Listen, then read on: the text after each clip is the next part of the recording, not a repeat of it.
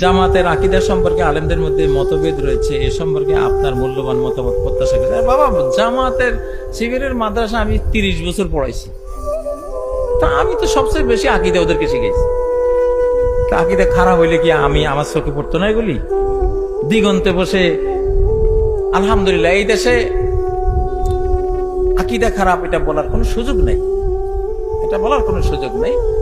কিছু মাসলায় ওই যে একতলাপ একটু থাকেই, এটা আকীদের মাসলা না, এটা হলো সিয়াসিয়াত ইজতিহাদিয়াত। রাজনীতি হলো ইজতিহাদের বিষয়।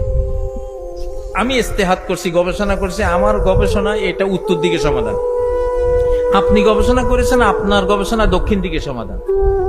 আপনি আমাকে বলতে পারবেন না আপনারটা বাতিল। এক মুজতাহিদ আরেক মুজতাহিদের ইজতিহাদকে বাতিল ঘোষণা করতে পারে না। ইমাম আবু হানিফা এটা বলতে পারেন না যে শাফিঈর সব মাসলা বাতিল।